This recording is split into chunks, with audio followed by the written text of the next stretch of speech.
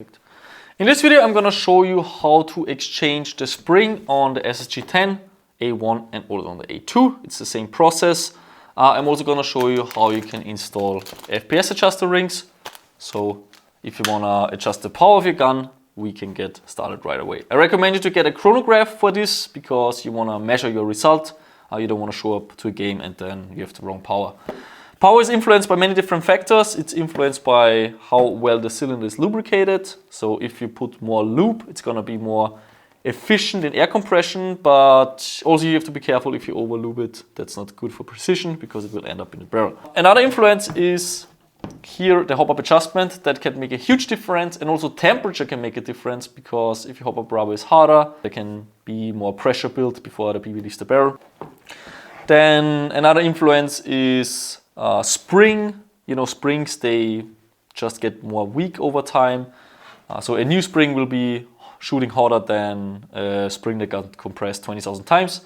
And then also there's spring tolerance. That's another factor. So if you buy, let's say, an M160, you know, not every M160 is the same. There's manufacturing tolerance. It's really hard to control quality of springs, which is why they might be slightly different from batch to batch. So the way you can adjust the power is, again, with all those factors, but those are more passive. So on the active side, you can add FPS adjuster rings to pre-compress the spring slightly, and then you can also put a different spring. And of course, also inner barrel length, that's another factor. So with the short inner barrel, you lose around 10 to 20% of efficiency in the system. So you will lose some FPS. If you want to make up for it, also you can change the spring.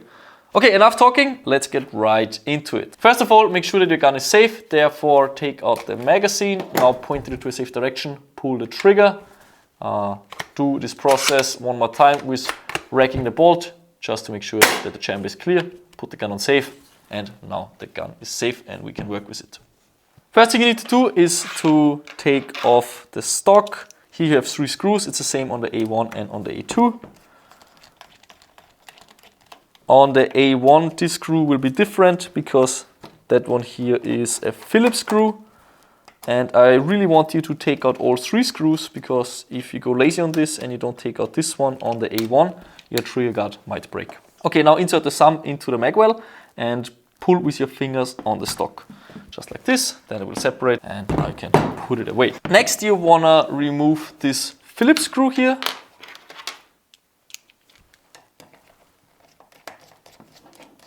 And now you can take off the outer barrel. I don't want you to access the cylinder through the back, you know, that you take off the trigger box and then you slide out the cylinder, because these threads are not made for multiple disassembly. You know, if you just keep them in place, maybe you take it off one time, put it back on, that's not a problem.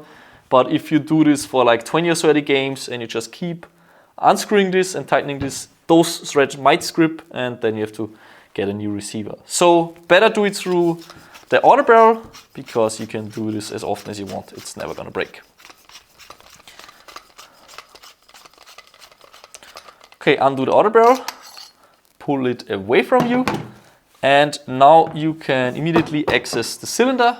Here you can take needle nose pliers, insert it into the holes, and now you can unscrew it. If you don't have needle nose pliers, you can also use an Allen key. You basically hook it into one of the holes and then you apply pressure onto the nozzle because this is a stainless steel nozzle, it's not going to bend. And this is also how you can unscrew it. Or you can try with your hands. If you can unscrew it with your hands, that's actually not a good thing because it should be torqued onto the cylinder that you cannot unscrew it in the first turn. Obviously now it's loose, so now I can unscrew it without any issues. Take off the cylinder head, take out the piston, take out the spring, put it aside. I recommend you to label it because otherwise you're gonna end up with a drawer full of springs and you're not gonna know which one is which one. So label it with the output power that it produces in your gun or however you wanna mark it. Now you can pull the bolt back all the way until you hear this click because this makes your piston sear go down, and now you can take out the spring guide. What you want to do now is, you take your new spring, whatever spring you want to put back in, or the same if you want to add FPS adjuster rings. And here for the FPS adjuster rings, you can go different routes because they allow you lots of combinations. You have, basically those different sizes, so you can just, only put the big one, or you can put the big one and the medium one, or all three of them, just the small one. You can really choose the combination you want to go for. So put them in the combination you want, and now you put back on the spring. Everything goes back into the cylinder. Here make sure that the spring is really on the spring guide, because if you insert it like this, you might be able to actually insert the spring, but it needs to be on the spring guide, otherwise you will run into issues.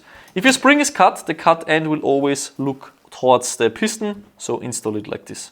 The straight end, the not cut end, is always towards the spring guide. Okay, insert everything.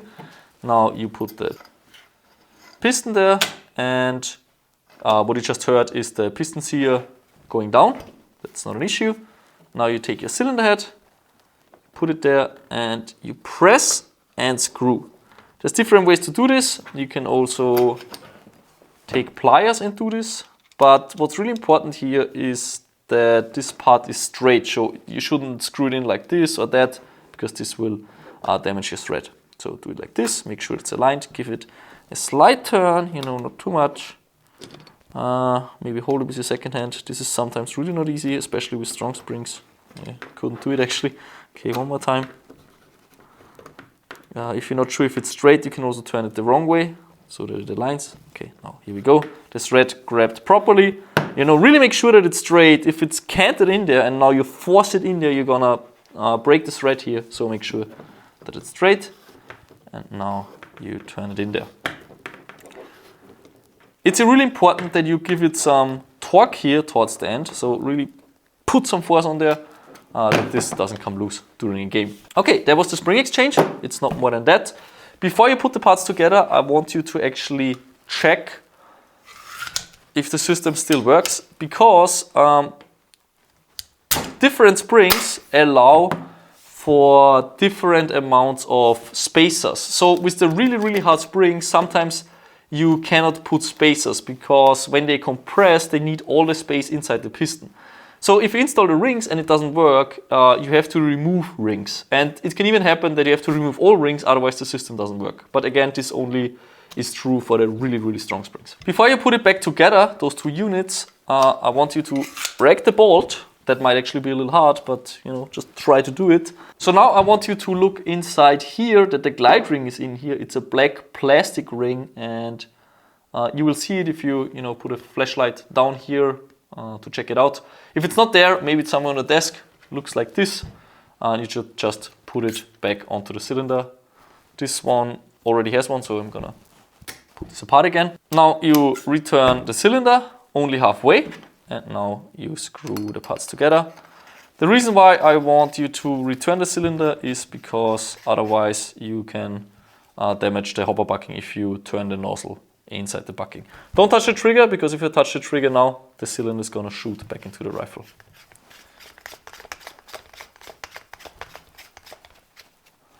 Okay, put it there. Now you turn until it stops. And what you want to do now is you turn it back until all of this is aligned. So basically the trigger box with these holes. And you can also look here into this hole, because if it's wrong, you will see a black thread or a silver thread if it's already worn. So you turn it until you can actually see the cylinder. When you can see the cylinder through this hole, then you take your Phillips again and you put the small screw there and some screw glue. Here you want a medium strength screw glue.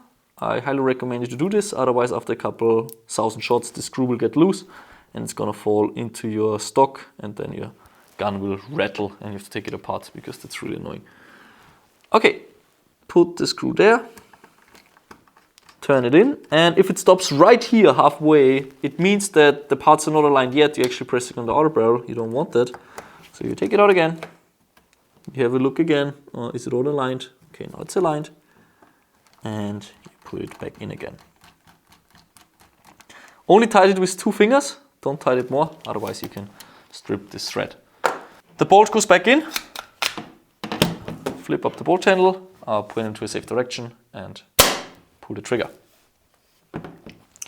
Okay, there we go. Now you can put the gun back together. So you take the stock and you just put it on there. Make sure everything is aligned. You might have to pull here on the other barrel, towards the front, wiggle a little bit until it really clicks into place. Everything is flush, nice and tidy. And now you can tighten the screws. Here, be careful, there's 3 different screw lengths. On the A1, this will be a Phillips screw. The long one, the longest one, goes into the very back. The medium length one goes into the middle, and the short one goes into the front. Don't mix up those screws, because otherwise you turn the long screw into the short hole here or here, and this can damage your parts to a degree where you have to completely exchange quite a bit of parts. Now you take your Allen key again, your hex key, and you tighten those screws with 3 fingers. Here you don't need any screw glue. They're not gonna fall out.